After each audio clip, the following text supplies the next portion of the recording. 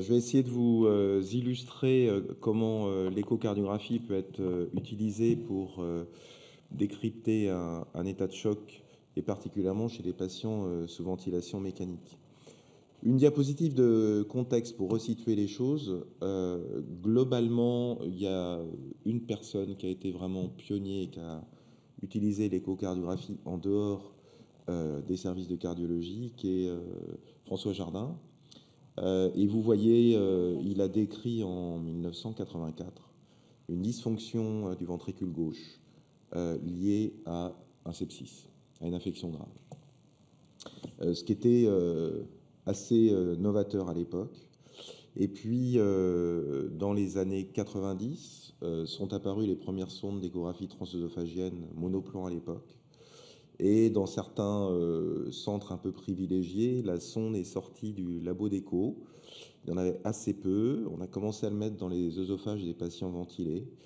Et on s'est rendu compte que la performance diagnostique était bien supérieure à l'échographie transthoracique. Et sur, grosso modo, les années 90, eh bien, il y a eu de plus en plus de débats et de voix pour s'élever et dire il y a une utilisation de cet outil chez les patients en état critique et notamment ventilés sous respirateur. Mais au départ, les discussions avec les cardiologues étaient assez âpres et sous la houlette de certains. Et bien petit à petit, la transition s'est faite. Et dans les années 2000, et notamment 2007, il y a des conférences de consensus dans les sociétés de réanimation qui ont commencé à éclore et qui ont défini l'échographie en réanimation comme un examen qui a été réalisé par le réanimateur pour faire des diagnostics et pour modifier son traitement. Et suivre ce traitement chez les patients qui avaient une défaillance circulatoire et ou respiratoire. Et puis s'en sont suivies différentes conférences de consensus, notamment par la Société européenne de réanimation, qui ont précisé les différents niveaux de compétences. Niveau basique, qui maintenant, tout le monde le reconnaît, que ce soit pour la réanimation, l'anesthésie ou la médecine d'urgence, est indispensable pour tous les internes. Et niveau avancé, qui nécessite une démarche personnelle pour acquérir des compétences supplémentaires. 2014, c'est aussi l'année d'un consensus européen qui prône l'utilisation de l'échographie pour évaluer les patients en état de choc. Et puis les choses commencent à diffuser. Et maintenant, pour le niveau basique, la Société européenne de réanimation a défini des prérequis nécessaires à tout interne. Alors vous voyez qu'en 2007, eh bien, la Société européenne de réanimation recommandait ou suggérait d'utiliser l'échocardiographie pour évaluer le débit cardiaque chez les patients chez qui on suspectait une dysfonction ventriculaire gauche, ce qui était quand même assez limitatif. Et en 2014, eh bien, la recommandation est élargie à tout patient en état de choc qui ne répond pas au traitement initial, et qui plus est, on recommande de répéter éventuellement cet examen. Et dès lors qu'on évalue des patients sous ventilation mécanique, ce qui n'est pas votre domaine habituel d'exercice en cardiologie, eh bien forcément la tolérance de l'échographie transœsophagienne n'est plus un problème, et on utilise les interactions cœur-poumon pour utiliser certains paramètres pour guider la réanimation de ces malades. Et surtout, on fait maintenant des évaluations répétées, sans parler vraiment de monitoring, ce qui serait un abus de langage, pour évaluer l'efficacité et la tolérance de nos interventions thérapeutiques, je dirais, en direct. Alors la première question, elle est tout simplement pour situer un peu le débat. Quelle est pour vous la principale cause d'état de choc en réanimation? Si c'est un choc cardiogénique, le choc hypovolémique, le choc obstructif, le choc septique ou le choc anaphylactique.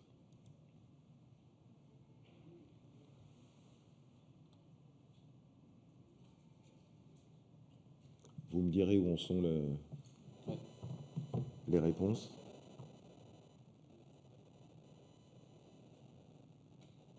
Ouais, je crois qu'on peut s'arrêter là. Bon, vous avez bien vu, c'est le choc septique. On aurait pu quasiment, ça dépend du type de réanimation et de son type de recrutement, mais mettre le choc cardiogénique en deux.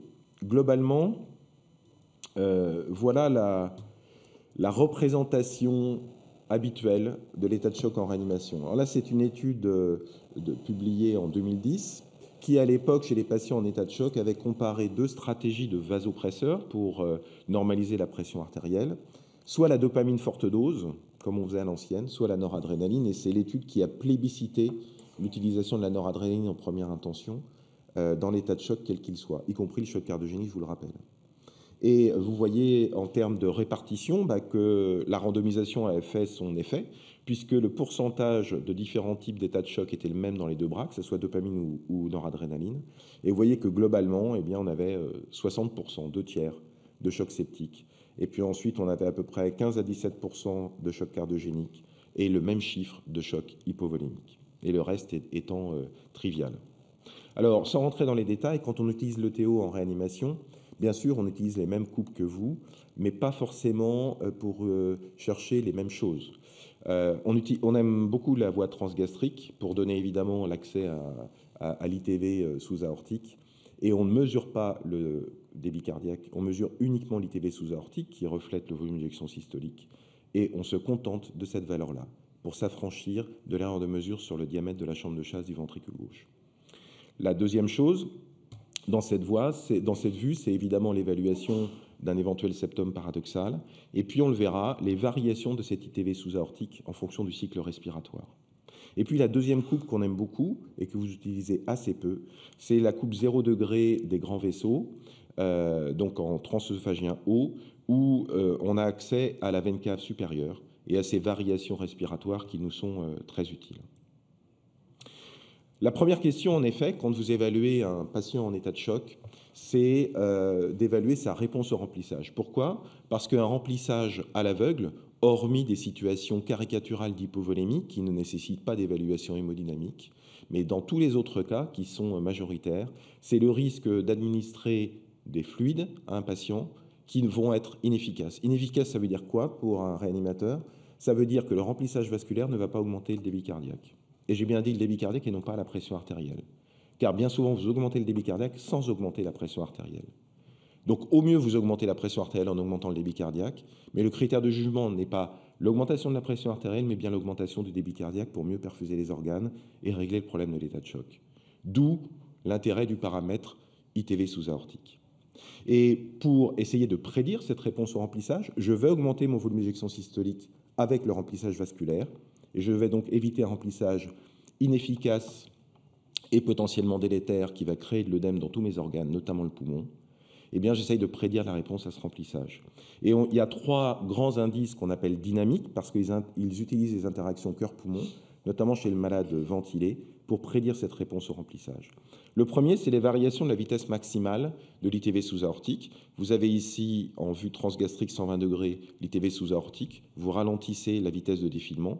Vous avez de surimposer non seulement l'ECG, mais ici la courbe de pression dans les voies aériennes. Vous voyez que c'est un patient qui est en volume contrôlé. Et vous voyez chez ce patient-là qu'il y a une accélération de la vitesse maximale sous-aortique pendant l'insufflation mécanique, peu importe le mécanisme. Alors que chez le patient de droite, eh bien, vous n'avez aucune accélération.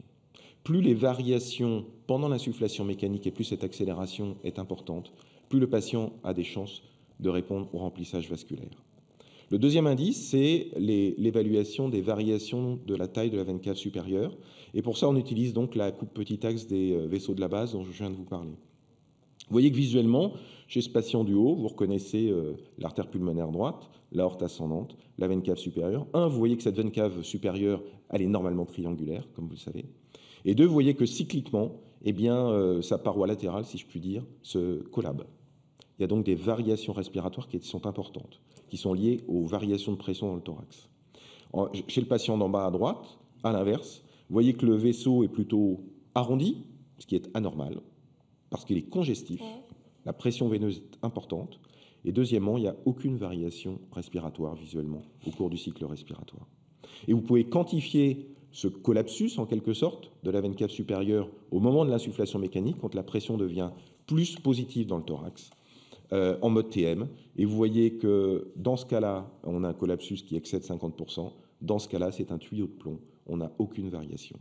Là aussi, plus la variation est importante, plus la réponse au remplissage va être importante. Le collapsus n'est jamais de 100%. ça n'a rien à voir avec la veine cave inférieure en spontané. Et puis, on regarde quand même la veine cave inférieure, mais grosso modo, pour faire court, chez le malade de réanimation ventilée, ça ne marche pas bien. Il y a plein de facteurs confondants, notamment à chaque fois que la pression dans l'abdomen augmente, et c'est très fréquent en réanimation. Mais globalement, eh bien là, c'est l'inverse. À chaque insufflation du respirateur, la veine cave inférieure tend à se distendre. C'est l'inverse de la ventilation spontanée. Pourquoi? Parce que la pression dans le thorax est positive, ça gêne le retour veineux. Et la pression transmurale de la veine cave inférieure augmente, le vaisseau se distend transitoirement. Et plus le vaisseau se distend à l'insufflation mécanique, plus le patient va répondre au remplissage. En pratique, ça ne marche pas très bien et on ne l'utilise pas. Donc on utilise les 2 premiers indices. Alors on a comparé ces 3 indices chez les patients en état de choc tout venant, et vous voyez que la répartition, on avait 540 malades, grosso modo, elle est proche de celle que je viens de vous donner, avec en tête le choc septique et ensuite le choc hypovolémique et le choc cardiogénique. Plutôt que de faire un remplissage vasculaire systématique chez tous les malades, qui pourrait ne pas être efficace tout le temps, on a fait ce qu'on appelle un lever de jambe passif, c'est-à-dire qu'on a fait passer d'un malade qui est à 45 degrés semi-allongé dans son lit à un tronc à 0 degré et un lever de jambe de 45 degrés. Donc une bascule de 90 degrés du corps. Et cette bascule de 90 degrés du corps va permettre au sang qui est situé dans vos membres inférieurs d'être rapatrié vers le compartiment central et d'augmenter la précharge, on évalue à peu près 300 millilitres, de façon temporaire. Pour ça, il faut mesurer l'intégrale temps-vitesse juste avant le basculement et 1 minute après le basculement, là où on a l'effet optimisé de lever de jambe passif. Et généralement, le critère de réponse au remplissage vasculaire, ou en tout cas la dépendance de la précharge, est une augmentation de l'ITV sous-aortique de plus de 10%.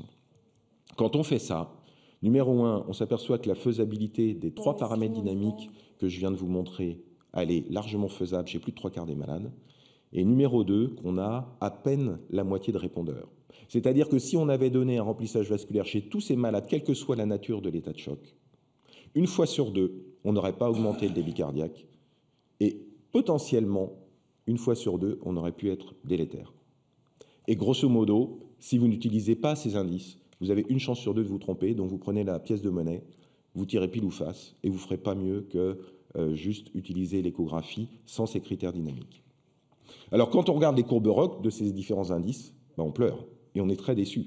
Et on est très loin des premières descriptions où on avait des belles courbes ROC qui touchaient la partie supérieure gauche du graphique. Alors, on a eu une approche différente. On s'est dit, il y a des moments où le malade est en défaillance circulatoire très grave et on veut être sensible, c'est-à-dire qu'on veut être sûr de ne pas rater l'information « je vais répondre au remplissage vasculaire ». Et puis, il y a des malades chez qui on veut un index thérapeutique qui est élevé, c'est-à-dire on ne veut pas se tromper. Par exemple, un patient qui est en SDRA parce qu'il est déjà très hypoxique et on ne veut pas le remplir pour rien. Eh bien, quand on fait varier le seuil de spécificité à 90%, regardez les variations des indices dynamiques. Elles sont à moins de 5%. Grosso modo, on est dans l'épaisseur du crayon et l'erreur de mesure excède la valeur. Ça veut dire que dans ces cas-là, il faut faire une épreuve de remplissage systématique. Par contre, chez le patient chez qui on ne veut pas se tromper et qu'on veut remplir uniquement si ça va marcher, parce qu'il est très hypoxique par exemple, œdème pulmonaire cardiogénique ou œdème pulmonaire lésionnel, eh bien là, on veut une spécificité qui est à plus de 90% et on retombe évidemment sur des valeurs de ces indices dynamiques plus élevés qui s'approchent des cutoffs initiaux. Alors quand vous faites un remplissage vasculaire systématique, ou en tout cas quand vous en avez l'indication, il faut regarder 2 choses. Premièrement, je viens de vous le dire, l'augmentation de l'ITV sous-aortique. Et on sait, en comparant à la thermodilution, qu'on est à moins de 10% de précision de la mesure, comme vous le montre ce chapitre, qu'on fasse 1 mesure, 2 mesures, 3 mesures, 4 ou 5 mesures. Donc ça veut dire que si on prend le seuil de plus de 10%, l'erreur de mesure est en dessous du seuil. C'est évidemment plus élevé pour la fibrillation auriculaire qui pose encore un vrai problème. Et puis la deuxième chose qu'il faut penser à regarder, c'est la tolérance. Et pour ça, vous avez besoin qu'une seule chose, c'est du Doppler mitral. Pourquoi? Parce que le rapport E sur A, et notamment l'onde E, qui a plein de limites pour l'évaluation de la fonction diastolique en profondeur en cardiologie, a le gros avantage d'être un gloubi-boulga de tout ce qui va influencer le remplissage du ventricule gauche. Et vous avez ici sur la colonne de gauche un patient répondeur, un E sur A 1,5, normal. En réanimation, à 70 ans, c'est forcément normalisé. Il n'y a pas besoin de faire de la diastologie de pointe. Et vous voyez qu'il avait un indice dynamique positif. Eh bien, après ce remplissage vasculaire, le E sur A ne change pas et le patient a augmenté son débit cardiaque. À droite, vous avez un type 1, un E sur A inversé. Oh, facile, les pressions de remplissage sont basses, on peut y aller. Lâchez les chevaux. Et puis en fait, ce patient ne répond pas au remplissage vasculaire. Et par contre, il inverse son rapport E sur A et il augmente sa vitesse maximale de l'onde E. Il est intolérant. Vous avez augmenté les pressions de remplissage du ventricule gauche par un remplissage vasculaire qui n'était pas utile. Donc le choc septique est la première cause d'état de choc. Et donc il y a une littérature prolifique sur la cardiopathie septique, qui est une cardiopathie induite par le sepsis. Et ma deuxième question, c'est quelle est la caractéristique principale de la dysfonction systolique liée à la cardiopathie septique? Est-ce que c'est une anomalie hétérogène? Est-ce qu'elle est rarement sévère? Est-ce qu'elle est partiellement réversible? Est-ce qu'elle contre-indique toujours le remplissage vasculaire? Et est-ce qu'elle s'associe à des pressions de remplissage normales ou élevées?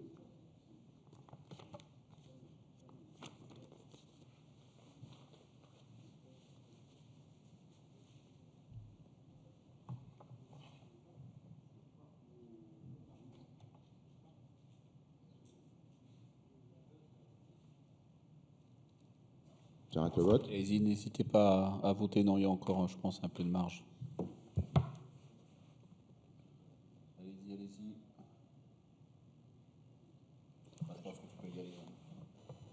Bon, là, c'est très éclectique. Elle est hétérogène? Généralement, non. Parce qu'il n'y a pas de raison. Elle n'est pas d'origine ischémique, clairement. Deuxièmement, rarement sévère? Non, c'est faux. Je vais vous en montrer des exemples. Troisièmement, elle est partiellement réversible. Elle est généralement toujours complètement réversible. Elle contraint toujours le remplissage vasculaire? Absolument pas. Par contre, elle s'accompagne toujours, ou généralement en tout cas, de pression de remplissage basse ou normale, même quand il y a une dysfonction systolique sévère. Alors, vous avez ici un exemple d'une cardiomyopathie septique sévère avec une dysfonction ventriculaire gauche majeure, un patient ventilé pour une méningococcémie. Et vous voyez que la cavité du ventricule gauche, à défaut d'être dilatée, 56 mm pour 18 ans, ça fait quand même beaucoup. Et voilà le même patient à J6, après guérison du choc septique, avec une cavité cardiaque qui a bien diminué et une récupération d'une fonction systolique proche de la normale. Voilà un autre exemple d'un patient, 8h41, choc septique grave, 12,5 d'ITV. On augmente la noradrénaline pour une hypotension persistante. La dysfonction systolique du ventricule gauche se majore. L'ITV baisse. Et vous avez ici l'effet de la dobutamine à faible dose, avec une réponse qui est explosive à la dobutamine. À côté de ces défaillances systoliques parfois très sévères et qui sont réversibles, vous avez aussi une hyperkinésie, c'est-à-dire que l'atteinte de la contractilité du ventricule gauche qui est intrinsèque et systématique liée au sepsis, ça c'est bien démontré par les modèles expérimentaux, est contrebalancée par la vasoplégie très importante, la paralysie des vaisseaux et notamment des artères, donc la baisse de l'effondrement de la poche du ventricule gauche, qui lui permet d'éjecter plus facilement. Et il a été montré dans certaines études, pour la plupart rétrospectives, donc à prendre avec des pincettes, que lorsque vous avez un aspect hyperkinétique du ventricule gauche, avec parfois même une obstruction à l'éjection, eh bien vous avez un risque de mortalité qui, dans certaines séries comme celle-là, est pratiquement le double. Alors, dans le choc septique, eh bien, on peut un peu tout voir, et ce, très précocement. Et là, c'est 3 exemples d'échographie faits dans les 6 premières heures de l'admission en réanimation. Le problème du choc septique, c'est que le patient ne dit pas quand le sepsis a commencé, à la différence de l'infarctus du myocarde.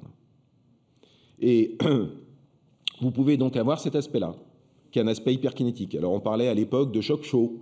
Le choc chaud, c'est parce que je suis vasoplégique. Donc, ça correspondait à ces profils hyperkinétiques. Et vous pouvez avoir, comme dans ce cas-là, une obstruction à l'éjection, qui n'est pas majeure, mais qui participe. Et vous avez généralement, avec la vasoplégie qui est relative et absolue, un degré d'hypovolémie, comme le montrent ces variations de taille de la veine cave supérieure dont je vous ai parlé tout à l'heure.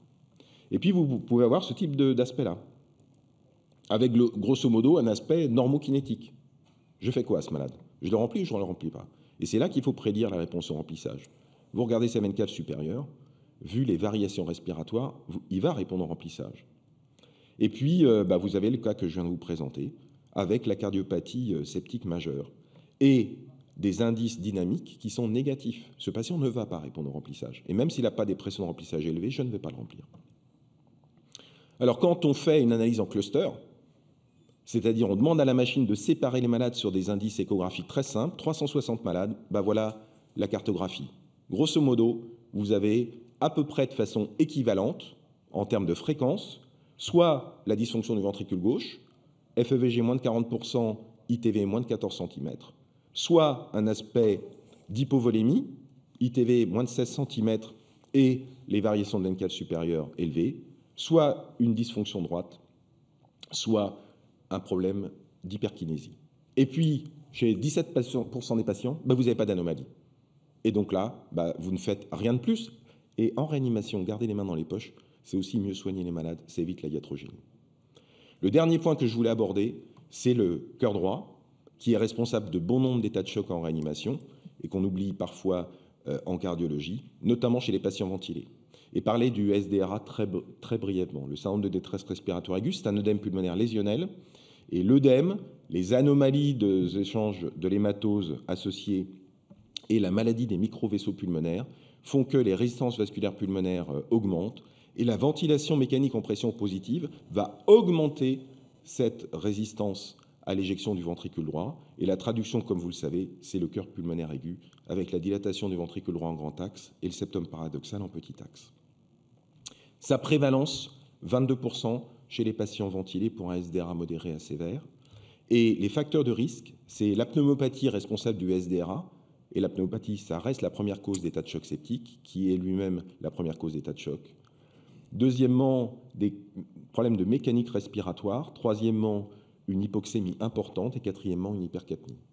Et vous voyez que si vous avez ces 4 facteurs de risque, vous avez plus de 70% de risque d'avoir un cœur pulmonaire aigu. Et donc on recommande en pratique de faire une ETO systématique à la recherche d'un cœur pulmonaire aigu dès lors qu'on a au moins 2 de ces critères.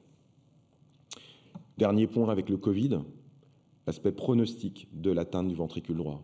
Ça a été démontré dans le domaine de la cardiologie, et ça c'est le papier d'Ariel Cohen qui est publié dans le European Heart Journal. Le critère de jugement, c'était mort ou hospitalisation en réanimation, c'était de l'ETT. Et vous voyez que la dilatation du ventricule droit était un facteur de risque. Et ça, c'est un papier, une étude monocentrique qu'on a menée chez les patients ventilés pour Covid en réanimation. Regardez, dès lors qu'on a une atteinte du ventricule droit, l'odd ratio ajusté à la gravité du malade au départ est de plus de 8. 8 fois plus de risque de décéder à 3 mois. Et quand on regarde, quand les malades décèdent, une fois qu'on a fait le diagnostic d'atteinte du cœur droit, vous voyez que la plupart du temps, c'est entre 4 et 7 jours, voire au-delà de 8 jours. Ça veut dire que si on identifie une atteinte du ventricule droit chez un malade sous SDRA, c'est un malade qui devient à très haut risque, qui risque de décéder dans les jours qui suivent, alors même qu'au moment de l'examen, il n'est pas en état de choc. Dernier point, pour les perspectives futures, on utilise le TO en décubitus ventrale, et vous savez que depuis le Covid, maintenant, ça s'est démocratisé, vous savez qu'on ventile les patients sur le ventre. On documente très bien la décharge des 2 ventricules, et on montre très bien l'interaction entre le cœur droit et le cœur gauche, notamment quand on tourne les malades sur le côté. Et globalement, l'impression qu'on en a, c'est quand vous décidez de mettre un malade sur le ventre, tournez-le plutôt vers la droite que vers la gauche, parce que vers la gauche, le ventricule droit, a fortiori quand il est dilaté, écrase le ventricule gauche. Donc pour conclure, l'échographie est un examen de première ligne pour déterminer le mécanisme de l'état de choc. Les phénotypes cardiovasculaires sont variables au cours du temps, notamment dans le choc septique, c'est pour ça qu'il faut réévaluer de façon répétée les malades. L'impact pronostic, selon les phénotypes cardiovasculaires, il faut le préciser, mais la tendance, c'est que la grande vasoplégie et que l'atteinte du ventricule droit, c'est pas bon du tout. Et le futur, c'est évidemment d'identifier ces phénotypes très tôt pour proposer des interventions thérapeutiques ciblées pour améliorer le pronostic. Je vous remercie de votre attention.